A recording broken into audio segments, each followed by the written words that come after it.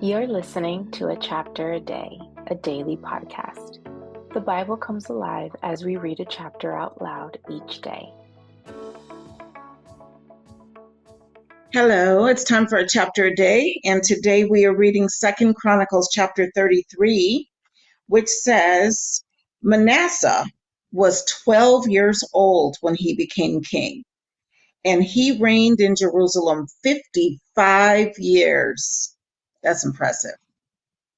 He did evil in the eyes of the Lord. Oh no, following the detestable practices of the nations the Lord had driven out before the Israelites.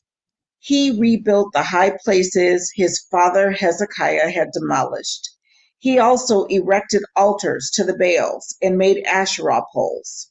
He bowed down to all the starry hosts and worshiped them. He built altars in the temple of the Lord, of which the Lord had said, "My name will remain in Jerusalem forever." In both courts of the temple of the Lord, he built altars to all the starry hosts. I was trying to see what they call starry hosts in King James Version, and it says, and he built altars for all the host of heaven in the two courts of the house of the Lord. So I think he was worshiping the angels instead of worshiping God. He sacrificed his sons in the fire in the valley of Ben Hinnom, practiced sorcery, divination, and witchcraft, and consulted mediums and spiritists. He did much evil in the eyes of the Lord, provoking him to anger. He took the carved image he had made and put it in God's temple, of which God had said to David and to his son Solomon, "In this temple and in Jerusalem, which I have chosen out of all the tribes of Israel, I will put my name forever. I will not again make the feet of the Israelites leave the land I assigned to your forefathers, if only they will be careful to do everything I commanded them concerning all the laws, decrees, and ordinances given through Moses." But Manasseh led Judah and the people of Jerusalem astray, so that they did more evil than the nations the Lord had destroyed before the Israelites. The Lord spoke to Manasseh and his people, but they paid no attention. So the Lord brought against them the army commanders of the king of Assyria, who took Manasseh prisoner, put a hook in his nose, bound him with bronze shackles, and took him to Babylon. In his distress, he sought the favor of the Lord his God and humbled himself greatly before the God of his fathers. And when he prayed to him, the Lord was moved by his entreaty and listened to his plea. So he brought him back to Jerusalem and to his kingdom. Then Manasseh knew that the Lord is God. Afterward, he rebuilt the outer wall of the city of David, west of the Gihon spring in the valley, as far as the entrance of the fish gate and encircling the hill of Orphel. He also made it much higher. He stationed military commanders in all the fortified cities in Judah. He got rid of the foreign gods and removed the image from the temple of the Lord, as well as all the altars he had built on the temple hill and in Jerusalem, and he threw them out of the city.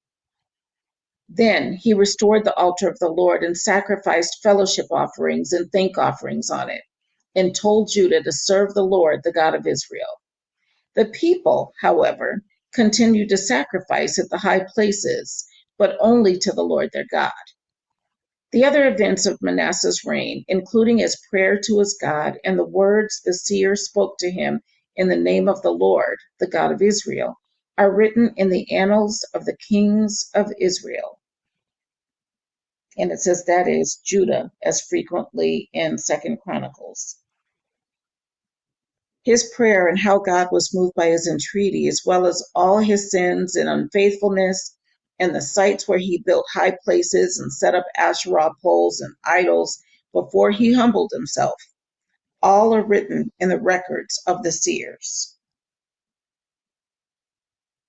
Manasseh rested with his fathers and was buried in his palace, and Amon, his son, succeeded him as king. Amon was 22 years old when he became king, and he reigned in Jerusalem 2 years. He did evil in the eyes of the Lord, as his father Manasseh had done. Amon worshipped and offered sacrifices to all the idols Manasseh had made.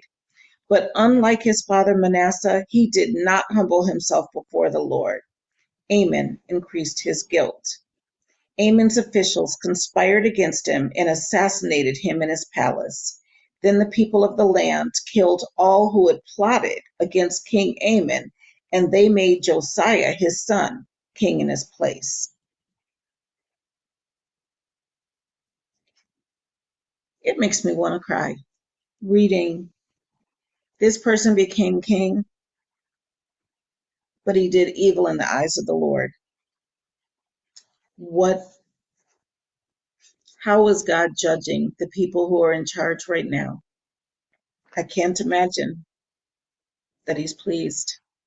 Not with the ugliness and the name calling and the cruelty. I can't imagine. And it never turns out well. Ever. Even if it seems like it does for a time.